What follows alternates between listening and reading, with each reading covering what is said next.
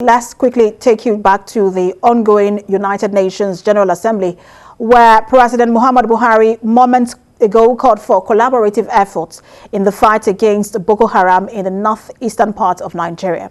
The president also solicited for the support of the United Nations counter-terrorism body in order to bring the activities of the insurgents to an end. Now, for more on this, let's bring in the Chief Operating Officer, Halogen Group, who joins us live from London, Mr. Wale Adeagbo. Good to have you join us. Good afternoon. Thanks for having me. So you listened to that speech by the president. He touched on several issues, but let's focus on security. He talked about efforts to eradicate small and light weapons around the world, small arms and light weapons around the world. And that's a problem in Nigeria, quite all right. And in May, an agency was set up in that regard. So how much of a problem is that in terms of the fight against insecurity in Nigeria? Thanks for having me once again. I mean, it's a fundamental element of dealing with the level of insecurity that we have now and the insurgency we're battling with as a nation. I mean, one needs to commend the president that he went there with some very fulsome agenda. There's a lot of emphasis on COVID, understandably, but his touch on security was a bit of a light touch, because one would have expected him to be much more rigorous in his ask and his demand from the international community around the challenge we face now in terms of security, while one also acknowledge the level of work and intensity of the military system now to eradicate Boko Haram and the other 5 or 6 groups that we're dealing with. Why one expected the president to, kind of be much more heavier in terms of his pronouncement around that, and also what he expects the international community to do. So one, of course, is stronger border control, reinforcement, as he said, of our treaty to the Arms Treaty and the global partnership around trans-border issues and crime and terrorism and indeed piracy.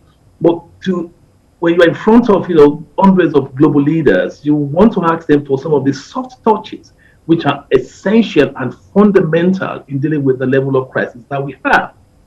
I mean, the DDR approach is one area. How do we demobilize? How do we de-radicalize? How do we rehabilitate? And how do we reintegrate? Because we also need to look at the soft element of the factors that influence insecurity that we have now. He did mention the root causes, to be fair, but we need to dive into that. We need to really kind of do a root and branch review of that. And also the tail end of this, which is how do we ensure that we revitalize our military resources and infrastructure, which currently are overstretched, and they will be indeed more overstretched by the time this goes on. One of the areas where we need international intervention is the stabilization stage of this process. How do we make that bottom up? There's a USA 2018 paper on Stabilization Assistance Review, SAR, which we can employ and apply in the Nigerian context to support us. And it has to do with how do we have an integrated civil military process to ensure that we address conflict, to prevent the resurgence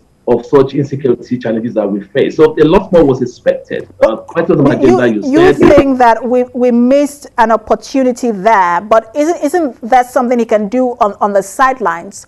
I mean, the session is on. Who should he be meeting with, and what should we be requesting from them?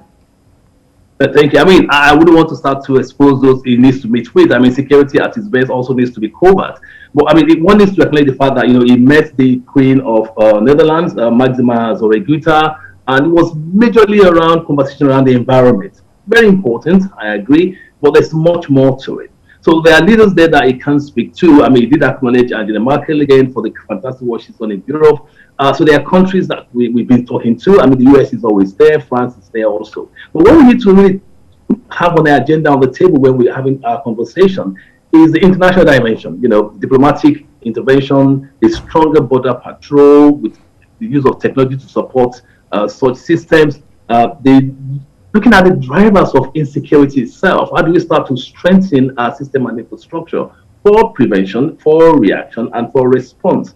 How do we start to restore the infrastructure that have been damaged? How do we start to put in place mitigating systems that will assist us? And how do we have a stronger surveillance competencies and capacity, across all our security, personnel, so that we can foresee some of this, and we start to do preventive security as opposed to reactive security. Nigerians are tired. And just to quickly jump in because of my time, I understand that I have just less than a minute more, but I don't want to let it go without touching on the fact that the president mentioned Boko Haram.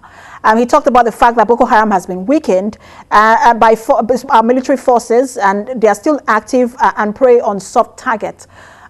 Are they really weakened? Because we see now that what we're doing is more of reintegration of repentant Boko Haram. Just talk briefly a bit about that in terms of our strategy. I mean, have they been weakened? And that's a question to be answered. The thing, though, about this kind of group is that they tend to look for safe havens. We also need to recognize that some of them have actually, went to Cameroon. So it's not the totality of the group that we've weakened.